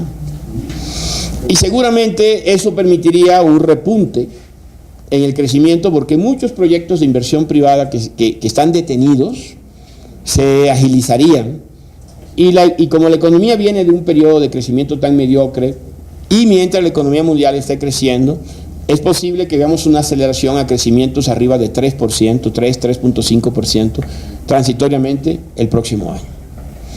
¿Qué pasa si gana López Obrador? Si hay NAFTA es diferente que si no hay NAFTA. O sea, si no hay NAFTA, más complejo la negociación hacia adelante. Naturalmente es un nuevo gobierno con un enfoque diferente, con un personal diferente. Entonces, dependerá mucho del mensaje que den las nuevas autoridades, dependerá mucho de las personas que ocupen las posiciones claves, pero es lógico pensar que mucha gente va a buscar protección, aunque hay que decir que ya la mayoría de las empresas han comprado su protección, o sea, ya han comprado dólares, por eso no se mueve tanto, porque ya han cubierto sus pagos y sus vencimientos hacia adelante, están cubiertos en los mercados. Pero algunos no lo están. Entonces esos últimos todavía podrían en su acción mover el tipo de cambio hacia 19, 20 transitoriamente, a la espera de una definición de política. Y seguramente la inversión privada pues se va a frenar. No tanto por el tema del aeropuerto, aunque es parte de, se va a frenar porque pues las reglas del juego se mueven, los acuerdos explícitos e implícitos van a ser revisados. Entonces, el segundo semestre de la economía podría recibir un shock de crecimiento porque la inversión se cae más todavía. Y en esas circunstancias, con el tipo de cambio arriba, Banco de México se vería obligado posiblemente a subir la tasa de corto plazo hasta niveles de 8.25%. Y son los escenarios de estrés que tenemos simulados aquí. Ahí tenemos varios escenarios, el escenario donde se queda al 7.5 y luego baja después de la elección, y el escenario donde se dispara hacia niveles de 8.50 en el corto plazo. Un segundo semestre con tasas de corto plazo de 8.50 a 8.25, con el tipo de cambio en 20 y la inversión privada frenada, pues podría generar que el crecimiento no sea 2.3, sino que el crecimiento pues, tenga una desaceleración importante en el segundo semestre y cerremos abajo del 2%. Y el primer semestre del próximo año todavía estaría contaminado de esa situación. Si el nuevo gobierno de López Obrador, es difícil saber lo que van a hacer, lo que no van a hacer, si yo dijera, bueno, es que van a hacer lo que él estaba prometiendo en las campañas, pues entonces sí es de pronóstico reservado hacia adelante lo que puede pasar. Pero sin embargo yo no creo que eso es lo que van a hacer. Entonces, una vez que ya estén ocupando sus oficinas, habrá que ver qué proponen. Por lo pronto yo creo que, y sí creo eso, que como lo han dicho, por lo menos al principio, van a respetar los equilibrios macroeconómicos. O sea, van a respetar la independencia del Banco de México. Y van a ir con una política fiscal restrictiva, es decir, van a tratar de reducir el déficit. No estoy seguro que entiendan que tienen que generar un mayor superávit primario, pero creo que no van a usar el financiamiento del gasto público a través de mayor deuda, porque tampoco habrá mucho espacio para hacerlo. Y en ese sentido, la economía, después del choque, pues se tendría a estabilizar. Ya para el segundo y el segundo semestre del próximo año, a lo mejor ya no crecemos al 2.8, crecemos al 2.2, y de ahí en adelante, pues habrá que evaluar exactamente la estrategia que estén planteando para saber qué puede pasar con el crecimiento económico de México. Muchísimas gracias. Pues pasamos a la sección de preguntas. Raúl. Vamos a hacer una breve sesión de preguntas y respuestas. Si alguno de los medios tiene una pregunta directa.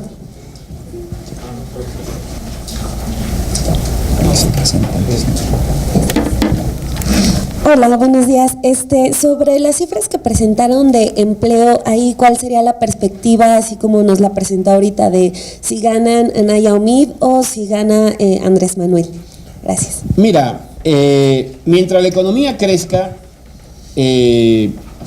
al 2.2, 2.3, pues el crecimiento del empleo total va a andar rondando el 1.5%. De hecho, podemos generar el crecimiento de la siguiente manera, o sea, crecimiento del empleo más crecimiento de la productividad es el crecimiento de la economía, ¿no? Entonces, si el empleo crece al 1.5 y la productividad crece al 0.6, la economía crece al 2.1, 2.2. Entonces, en el escenario base de que la economía sigue más o menos igual, vamos a seguir creciendo al 1.5, que eso es aproximadamente unos 800,000 empleos cada año entre formales e informales, ¿no? La cuestión es si esos programas que se aplicaron en este sexenio se van a ser sostenibles, es decir, porque en parte han sido consecuencia de incentivos que se le han dado a las empresas que se van a ir desvaneciendo.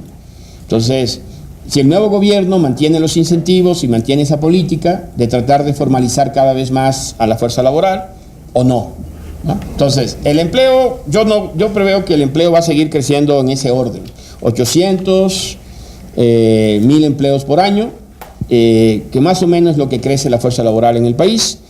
Y bueno, pues la pregunta es si volvemos a la mitad informales en el crecimiento, la mitad formales, o como ha sucedido en los últimos 3 años, donde el mayor del crecimiento ha estado básicamente en el empleo formal.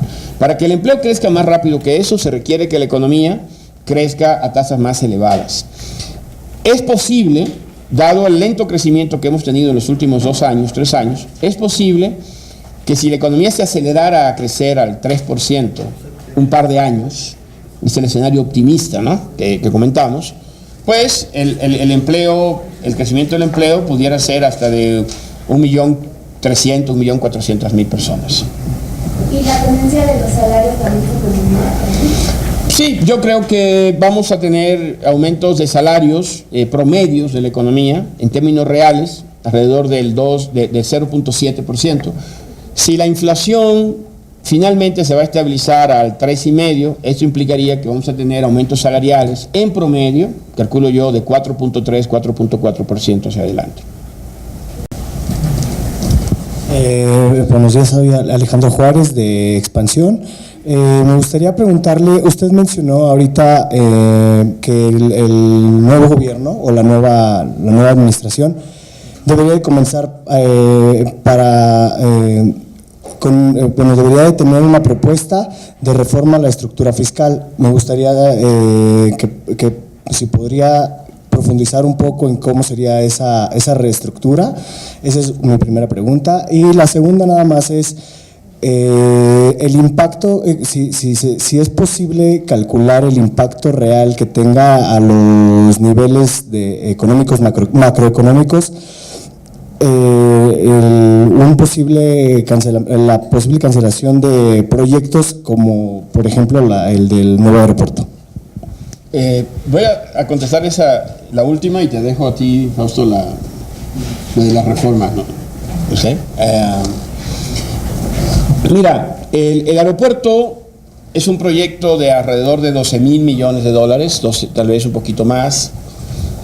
Eso representa un punto del Producto Interno Bruto, que se va a llevar a cabo en 6 años. Eso representa pues alrededor de menos de 0.2% del Producto Interno Bruto cada año. No es tanto. O sea, desde luego nos agregaría, si de forma directa, sin ver los efectos indirectos, nos agrega un punto del PIB más o menos en 5 años. Calcúlale un efecto multiplicador, eso es lo que es discutible, las cosas que se van a crear de economía alrededor de él, nuevas. Entonces podríamos pensar que en 6 años esto nos podría estar generando 3, 4 puntos adicionales de crecimiento, 3 puntos adicionales de crecimiento, o sea, tal vez podríamos pensar que el proyecto nos agregaría 0.4, 0.5 más de crecimiento potencial, siendo optimista.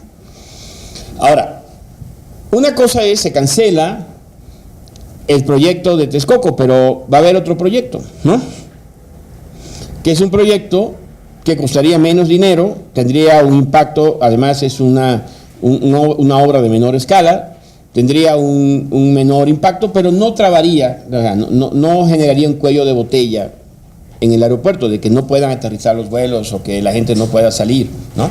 Entonces, en ese sentido, yo diría que me parece a mí, o sea, que cambiar el proyecto, tiene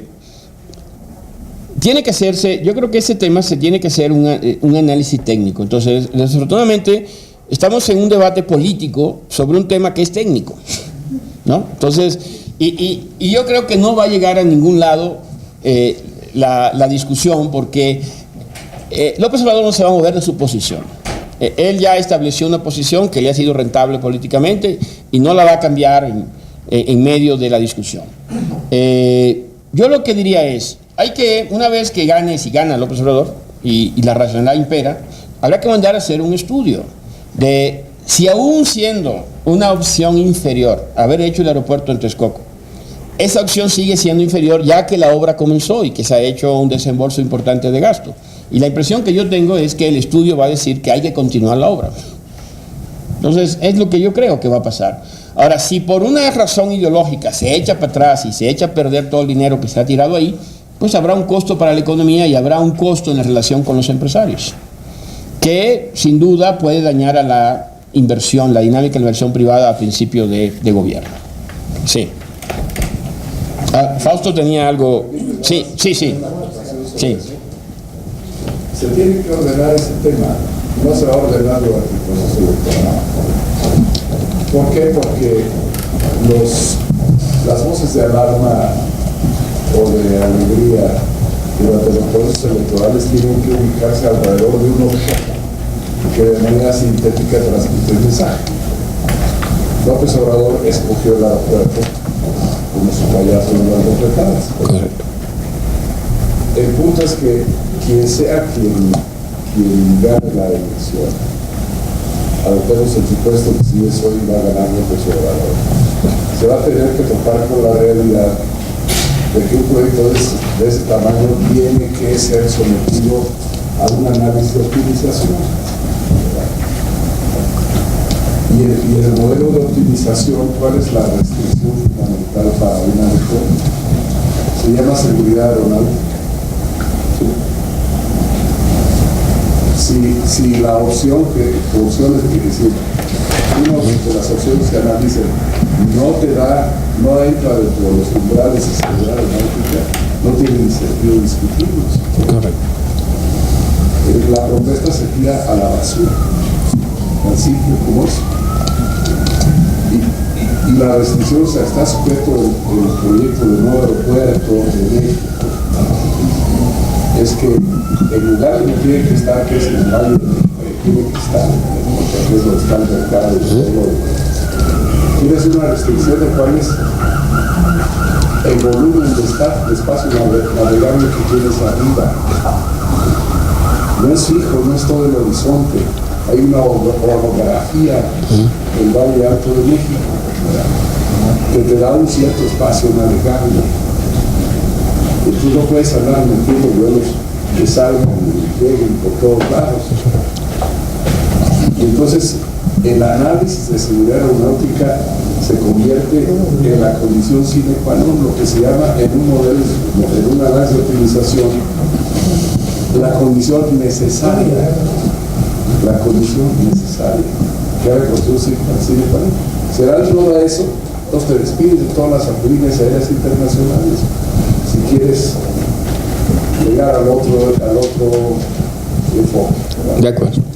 Quería agregar más como pregunta, aparte de los argumentos técnicos que son buenos, creo que lo que Obrador también resultaba es que hay mucha corrupción. Él dice que están aquí los contratos de 3 o 4 familias, no están por ahí mis patrones. Entonces, Calmado, Felipe. La pregunta es esa, ¿no? Si ustedes, por ejemplo, que tengo entendido que ustedes tienen centros de análisis de integridad, donde vigilan mucho ese tipo de cosas, si han encontrado elementos de probable corrupción en esta asignación de los contratos, que por ahí pudiera, pues, haber más polémica, ¿no? Una vez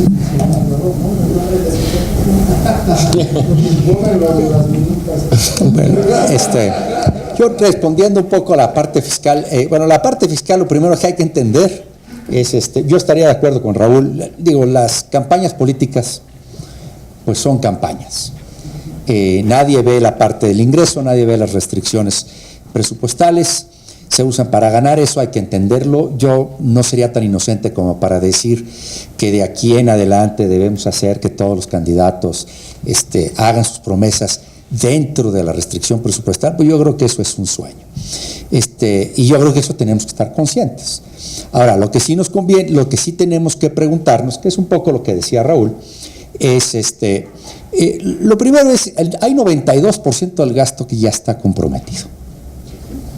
Y va increciendo, por cierto, hasta el 2030, si no hacemos una reforma de pensiones adecuada y si no hacemos otra reforma fiscal. Pero hasta el día de hoy, yo te diría que el programa de gobierno que quiera hacer Andrés Manuel, que quiera hacer Anaya o Mid, tiene que hacerlo con el 7% del presupuesto.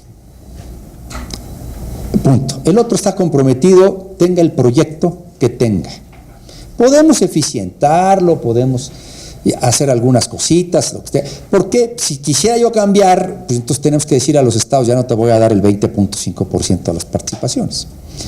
O sea, si yo quiero hacer otra cosa, hay que hacer cambios legales para poder mover eso. No es tan fácil. Ahora, digamos que esa sería una restricción presupuestal. La otra es, ¿qué pasó con el origen aquí de este problema? También es que metimos programas de gasto. Yo sí creo que en el sexenio en particular de Felipe Calderón se fue muy irresponsable. Se metieron, todos muy loables, por cierto. Se metió la ley del Seguro Popular, se metió la educación media superior obligatoria, la educación preescolar obligatoria. Todo eso es muy loable, pero lo metieron en medio de un boom petrolero. Y no lo financiaron con impuestos. Desde ese punto de vista, creo que Felipe Calderón ha sido de los más irresponsables fiscalmente que México ha tenido. Esto lo heredó Felipe Calderón. Y de hecho también tuvimos una inversión en infraestructura muy baja, cuando los ingresos petroleros debieran invertirse en infraestructura. Y esto le añadió más grados, o más bien menos grados de libertad fiscal. ¿Qué es lo que tuvo que hacer Enrique Peña Nieto? Pues una reforma fiscal que a unos no les gustó, a otros sí les gustó. No quiero entrar al debate si gustó o no gustó, pero que es insuficiente. Es insuficiente, y el siguiente presidente, una de dos, o reduce drásticamente el gasto, o lo reasigna para poder cumplir. La reasignación no es tan fácil como te dije. Reasignar 93% del presupuesto ya no se puede. Entonces tienes que reasignar el otro 7%. Ese es el único espacio que tienes de reasignación. Entonces no es tan fácil. Y si realmente quieres hacer algo más, pues sí tienes, una de dos, o eficientar también la recaudación tributaria. Que no sé qué tanto espacio hay ahí. Ya creo que ese espacio también es bastante limitado. Entonces, yo sí creo que hay. Ahora, ¿qué características debe tener esa reforma fiscal? No lo sé. Bueno, sí lo sé, pues, pero no sé qué piensa en cada uno de ellos. López Obrador ha dicho que jamás tocaría los del consumo. No sé si Anaya lo toque. Y Mid no creo que tampoco los toque, a pesar de que él hace algunos años los apoyaba, ahora resulta que no. Sí. Sí, buenas tardes. Iván Martínez, de la agencia Notimex. De acuerdo con lo que decía el doctor Feliz, va a haber un entorno externo difícil. Decía que en el segundo año de gobierno va a haber una posible desaceleración o recesión, incluso que es necesario esta reforma fiscal. Entonces, dado este entorno, gane quien gane, digamos, ¿qué tiene que hacer el nuevo gobierno para por lo menos mantener la economía estable o las finanzas estables? También si ven viables en general las propuestas que están haciendo cada uno de los candidatos en términos económicos, financieros. Y en tercer lugar, por lo que planteaba al final de ganar López Obrador, no hay nada bueno para la economía si gana. Es decir, si todo es malo, ¿por qué está encabezando las preferencias y no el candidato del PRI o del PAN? Muy bien. Bueno, ¿qué debe hacer el gobierno? O sea, yo veo las cuestiones que hay que enfrentar. Va a tener que enfrentar un costo del dinero más caro, tasa de interés en dólares más altas, un menor acceso, mayor competencia en el acceso a los mercados de crédito internacionales, vas a enfrentar una posible desaceleración de la economía mundial, no en el primer año, tal vez en el segundo año. Son cosas que hay que tomar en cuenta porque luego la gente dice, no, pues es que no crecimos al 5.5 porque el precio del petróleo bajó, ¿no?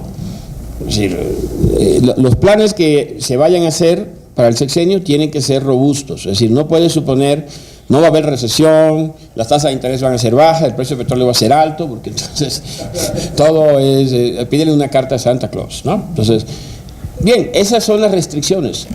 ¿Qué hay que hacer? Pues tratar de absorber los choques.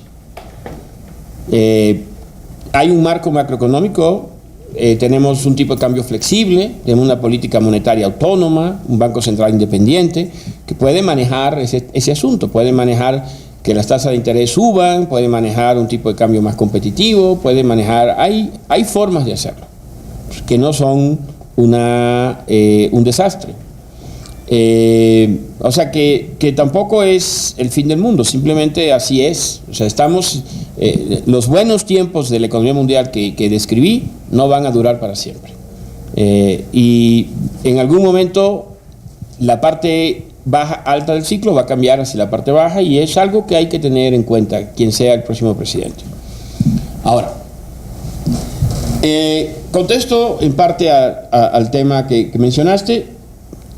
Las personas que hacen los estudios de integridad no somos nosotros, pero ya que estás aquí en CIDE, pues puedes irlos a preguntarle, ¿no? Yo creo que en ese aspecto López Obrador tiene razón, es decir, de entrada, ya como estrategia política o incluso como estrategia de gobierno, pues hay que revisar si hay corrupción o no ahí. O sea, eso es natural, o sea, en un país que tiene una percepción de corrupción tan alta como México y evidencia tan alta de corrupción como México, lo más seguro es que hay mucha corrupción ahí adentro. O sea, sin saber nada ni haber hecho ningún estudio, estoy casi seguro que hay un montón de corrupción. Pero eso no quiere decir que hay que cancelar el aeropuerto. El hecho de cancelarlo para mí es una decisión técnica, no política. Y independientemente de esa decisión, hay que revisar los contratos. Obviamente, si llega una nueva administración, tiene que revisar y aunque sea Naya. Sea quien sea. Sea quien sea. ¿No? Incluso José Antonio Meade, ¿no? Son dos decisiones diferentes. Yo lo veo como dos cosas diferentes. Sí. No hay que mezclarlas. Sí. Y el otro tema que mencionaba, si hay algo bueno de López Obrador o no. Mira, yo lo que digo es que no debemos tomar muy en serio sus planteamientos de que va a congelar la gasolina, que va a cambiar el aeropuerto, que una serie de cosas que dice que va a hacer y que no tienen mucho sentido. Yo no las tomo muy en serio, o sea, pero tampoco, o sea, como no creo que vayan a ocurrir, tampoco pienso que sean malas. O sea, entiendo que hay una competencia electoral y que en una competencia electoral lo único importante es ganar, porque si no ganas, todo lo demás no importa, ¿no? Una vez que ganas, entonces la eficiencia de esas propuestas que él hace, si yo las analizara en términos económicos, la mayoría están reprobadas. Pero a lo mejor si las analizara como mecanismo para atraer votos, pues son excelentes, son brillantes. Por eso está arriba en las encuestas, o sea, porque creo que es el señor que ha sabido interpretar mejor lo que la gente quiere escuchar y formular políticas al respecto, sin que necesariamente sean un marco consistente de política, ¿no? Entonces, esa es la interpretación. Yo no pienso que necesariamente, no estoy pronosticando que se va a acabar el país si gana López Obrador, o sea, no es lo que pienso, francamente. Pienso que estas propuestas son parte de una estrategia política que a él le ha dado excelentes resultados, ¿no? Pero, pues ya veremos una vez que si gana y qué gobierno y con qué personas va a gobernar y qué va a proponer. O sea, las restricciones son iguales para todos, no son unas para un candidato y diferentes para otros. Buenas tardes, Miguel Ramírez de Dinero, Negocios, Finanzas. Me gustaría saber, ahorita está diciendo que los mercados no se fijan mucho en el proceso electoral y que están más centrados en el Telecán. Ya cuando eso pase, ¿cuánto podría estar cambiando el tipo de cambio? En algunos momentos se ha dicho que subiría 2 pesos, no sé si usted está en esa misma postura. Y también, cuando este señor gane, si es que se gana, ¿qué va a pasar ahí para la consolidación de la democracia, que es una cosa que pide mucho el empresario? ¿Cuál señor, perdón? El señor López. El señor López. Porque entonces ahí el empresariado ha venido desde principios de año diciendo que hay que consolidar la democracia, y si este señor no va a cumplir otra vez lo que ha pedido otra vez o espera mejorar el pueblo, ¿qué va a pasar ahí? ¿Se va a seguir con ese desencanto de la democracia? Bueno, yo voy a contestar una parte, no sé, Fausto, si tú quieres contestar otra parte. Decían que esas promesas de campaña de cualquiera de los 3 candidatos son más o menos hasta 600,000 millones. No sé si ustedes coincidirían con eso o no. Entonces se la voy a dejar a Fausto, no sé las intríngulis del presupuesto. Bueno, la idea de si va a cumplir o no va. Mira, aquí hay un tema de reflexión muy importante. Sin duda, el hecho de que él vaya adelante en las encuestas por ese margen tan importante refleja de que la democracia liberal que tenemos en México no está funcionando correctamente.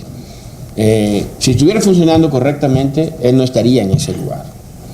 Entonces, obviamente hay fallas a esa democracia liberal que hemos tenido.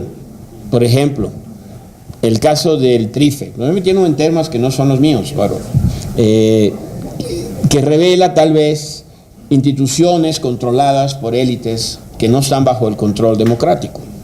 Entonces, yo vería un triunfo de él como algo democrático, porque ganaría con una mayoría clara, pero desafortunadamente a un individuo que es antiliberal. Entonces, hay esa dinámica de su desconfianza de las instituciones, de que no quiere trabajar a través del desarrollo institucional, sino del desarrollo de su liderazgo personal, que es lo típico de un líder populista, no lo digo en un sentido despectivo. Entonces va a haber una tensión entre las instituciones independientes, no democráticas, porque el Banco de México no es una institución democrática, ¿no? El INE tampoco es una institución democrática, la Suprema Corte de Justicia tampoco es democrática, ¿no? Son instituciones que el poder democrático, el poder ejecutivo, pues va a tener que lidiar con ellas. Entonces, si no hay una negociación, pues se va a hacer el caos. Yo lo que creo es que va a haber una negociación. Y hay una institución que no está estructurada como institución, que para mí es muy importante, se llama el mercado de capitales. ¿Okay? Esa no tiene un board, no tenemos el gobernador del mercado de capitales, no tenemos esas cosas, pero está muy presente. Y esa va a ser la institución principal. Es decir, cuando el que se siente ahí va a tener que colocar deuda, refinanciar deuda, atraer inversiones para que el país pueda crecer. Es decir, los recursos públicos, o sea, la renta petrolera, no da para mantener la actividad económica y el empleo de 52 millones de personas. Entonces tienes que negociar con los que poseen capital. Entonces para mí eso es lo que va a llevar a una negociación nueva, que a lo mejor él mismo ni tiene claro exactamente los alcances que esa negociación va a tener, porque de otra manera no va a poder satisfacer mínimamente esas necesidades que lo van a llevar al poder, si es que lo llevan al poder, ¿no? ¿Fausto? Profesores, pues muchísimas gracias. Dejaríamos hasta aquí por cuestiones de tiempo, también para el regreso de los medios de comunicación. Si hubiera una cuestión extra que ustedes quieran ampliar o algo. Si no, lo dejaríamos hasta ahí. Muchísimas gracias.